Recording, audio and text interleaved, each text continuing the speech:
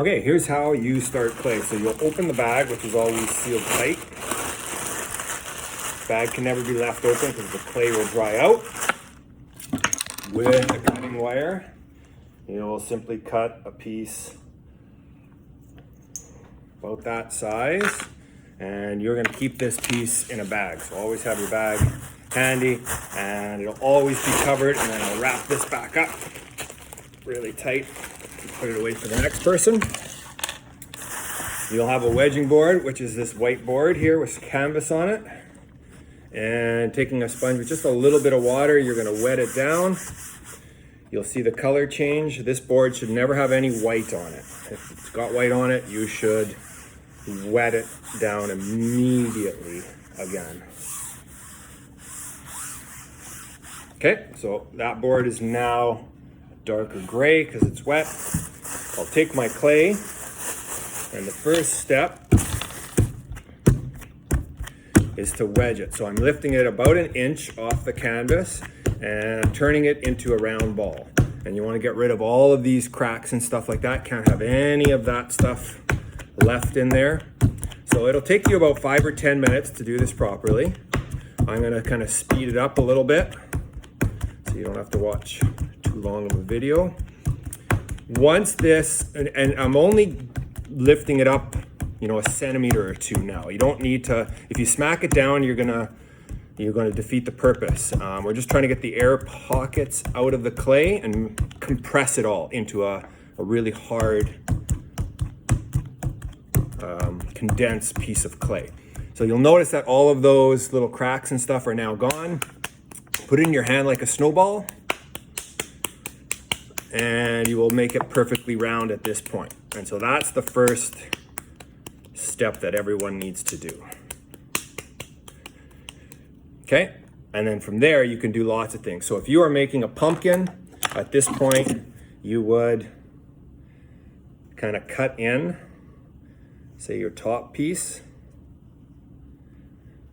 This works for a lot of containers. I'll just pull that out for now, and then you can take one of these tools, and these, you'll scoop this out. And so no part of your clay can be thicker than your thumb. So all of this wall has to be carved out so it's no thicker than your thumb. And so that'll take quite a bit of time to get that right. Okay, and then eventually, once that's done, you would, you do a couple things. So you wanna carve, those little lines that pumpkins have, but can't just leave them like that. You need to find a tool that's a little bit broader, because when that dries, those little lines will just shrink up. And right now they have kind of an ugly edge on them. So I'll get a little thicker tool here with a little water on it. And I'll make those lines just a little bit wider. And then the last thing is I'm just taking all the water out of a sponge, and everything needs to be nice and smooth.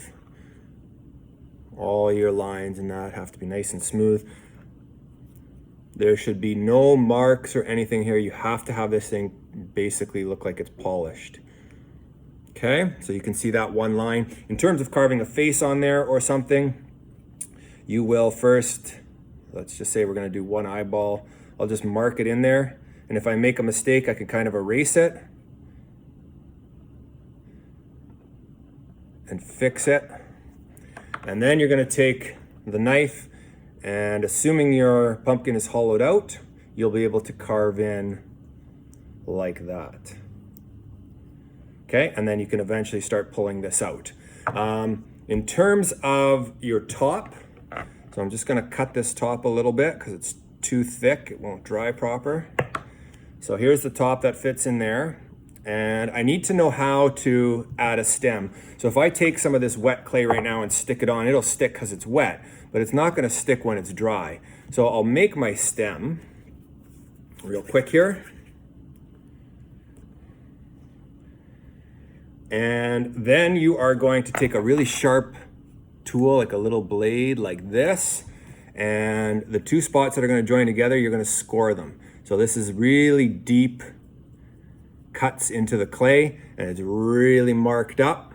And then the other area that's going to join into that. So anytime two pieces of clay come together, you have to do this process. And score that.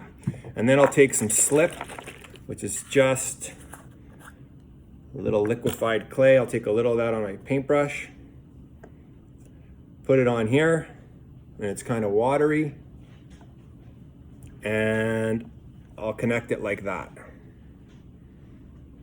And then the last thing I need to do is pull that clay down and knit it over the top.